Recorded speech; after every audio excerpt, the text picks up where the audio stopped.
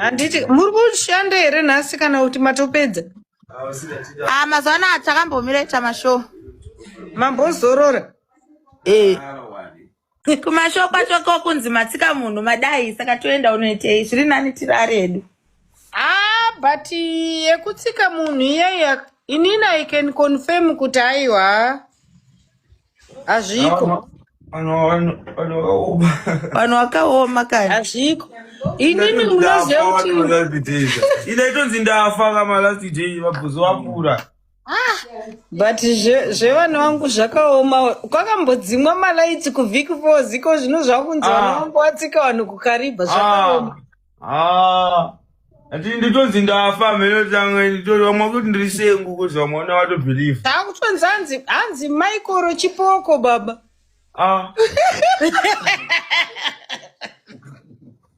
Hakusina Michael ndimangu yangova Michael Chipoko. But to be honest, zvimwe zvinhu zvisinganzwisisi vanhu ndezvekuti ini panyaya iyeyo yekunzi kwakatsikwa munhu ndakatombotukwa nevamwe vanhu zvikanzi uri kuita favor chiki. But nyaya ndakaifambira ndikatoona kuti nothing to do nemi maitowewo padanger maiziya. But it's not everything chekuti mungangouye painternet muchingoti mati zvakati takutaura takuconfirm. You can't be doing that. Because chimwe chinhu chaunofana kuunderstanda Keti, let me tell you how shows work. Isusu kana tikabhukwa kuti uite show, there was this other time yakaita ngende show yake paanozopiwa mari naTagwirei paya. Unotanga wanopiwa tsamba kumapurisa yekuita show. Then unobva wapiwa futi unofana pashow panofana kunge pane mapurisa. Right? Yeah. Pashow yacho yekukaribha iyoyo panga pane mapurisa.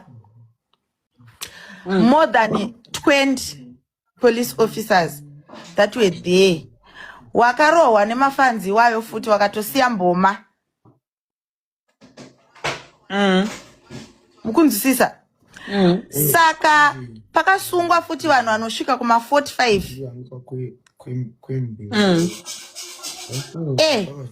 Because inini anditi ndakakuratidza mapictures emota yangu. Ndakamaona ndosaka nyaya yacho ndakabva ndatongo. But mota iyoyo yanga itori nyowani. Zvekuti inini kuti ndizotuke kamusikana keke ndakatoka because ndindofanira kutoka sungisa. Kuti zvakaida kuya panapa kachida kunzwisa tsitsi. Because to be honest, inini hangu vana havana kuzonyatsonzwisisa ndakatukwa unoziya. But inini because sometimes I know the background of the story and the car was brand new. Imimi mamusiri safe. Zvakaitika and everything. Wakatondiratidza ukangoti but mama kaitika. There is no point to post this because chingosiyaika. But chokwadi ndaitochiziya but ndakatukwa nevanhu zvikanzi uri kutora side. But ndandakutoziya zvatoitika zvese. Even pandakazotanga kutaura nemusikana wacho ndakamuudza kuti iwe ndiudze chokwadi. And to be honest, she told me the truth. Akandiudza akati nyaya iyi havasana maloti and this and this and this. So ndandakuziya kuti whatever zvairekodwa yanga yangowo content zvayo but nyaya iye musikana uya Keti chero zvikanzi akatsikwa zveshuwa. She is wrong. Chero akatsikwa. Kunzwisisa. Ende musikana uya kana akatsikwa zveshuwa ka. It means she's part of vanhu vaitotema mota. Because the car is far away from the stage. Saka iwewe pano parikukandwa mabhodhoro parikuitwa sei parikurohwa mapurisa nekamimba kako uripo ipapo kuratidza kuti you are one of the people vatotanga violence ka. Urikuona kuti musikana wewe maloteri. Ndakatanga kutaura nemusikana wewe before ndisati ndakubvunza kuti my daughter what's happening with this story. Urikunzwa? Ndobva ndakubvunza Keti inini ndakatoku pazvakabva kuitika ndakakusendera message I think auna kuiona. Ndakazoiona later. Message yako ndakazoiona later and then musikana ndakamubvunza kuti watsikwa namaloti here in front of everyone ari kuona live inoyi. She confirmed kuti no. Handina kutsikwa namaloti but mota yanga ichidrive yanga iri yanani? Yana munhu akatozodriva mota akamutsika wacho kana akatsikwa zveshuwa akatobatsira. Right. Ndosaka inini musikana wandakamutuka inini Keta ansorina nguva yekuzoexplainira kuvanhu kuti vandiona unge munhu akanaka wangu. I don't give a fuck. Ndakataura zvandaida because chero vanhu vachiti wakatsika munhu wakaita sei ndakatomushaudha. I don't need to explain because ndakatomushaudhira ndichiziva kuti ari wrong.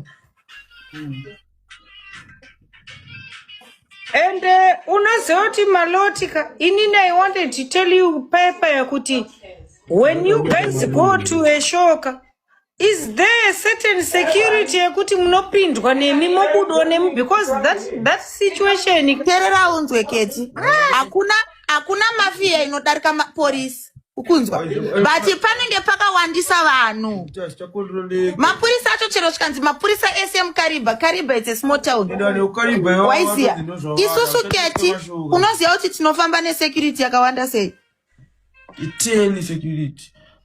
Tinofamba nesecurity 10 vanhu anditi 10 security tova tati shamwari dzedu vanhu vemovement vateti nawo tine friend yedu inonzi Ghost iye agara atoriwo security kudhara but haasitori part of security but is one of vanhu vateti nawo teti nevanhu security 10 toita vanhu 4 vatofamba nawo toita futi DJ toita munhu anenge achitora content nemadrivers wonditaurira kuti nemapurisa wobva understanda futi kuti kumashoko kune kwagara kutori nemasecurity epavhenyu.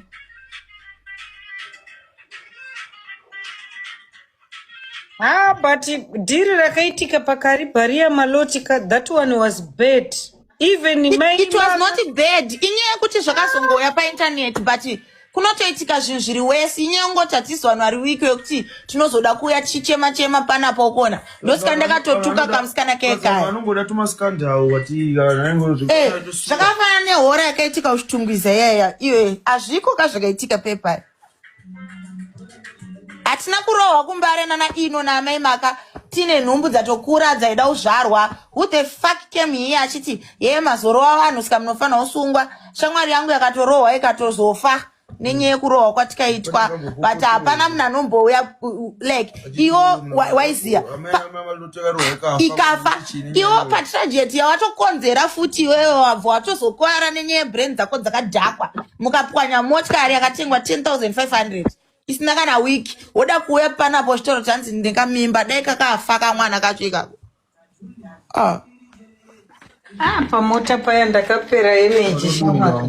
Isusu Keta atizobhuliwe nemafanzi kakumata kwemafanzi emutonono anoda kuzviti hey nekuti nini ndiri feni sika ufutsaki uri feni rani kwewe uziye here kuti mota yakaitwa zvekuitwa sei yakatengwa iyi. Exactly. Tapurisa mota akwa yakatwa 1.5 kuigadzirisa. Imagine mota diki yakadaro kana yakuda kugadziriswa 1.5 it means panga paitika damage isiripo vanhu vacho vanogadzira vakati kala iyi hazvitoti tise mapechi saka teta kufanira toipenda toigadzira toipenda yese. Ndosaka Pepa Maloti ndakange ndakuudza kuti rega tiposte mota iyi vanhu vaone ukataiwa Keti isusu hatisi pakunzwirwa tsitsi ingosienda ngokuratidza kuti uone nyaya.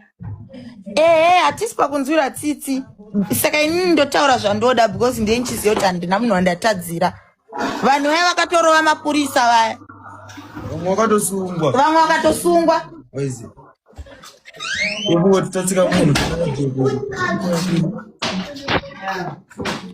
ndosvikangofanana namai vekuhomegate vaya ndivo vakatondirova.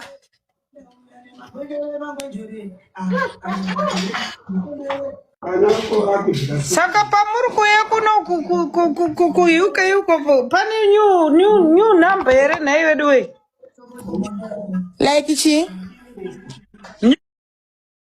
new song masong akawanda izvezvi tikutorekodha tiri paguest house but totofamba nestudio handita nestudio but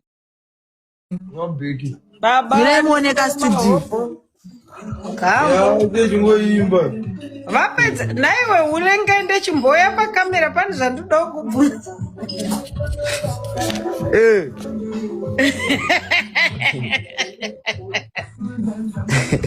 Amataka maseka here.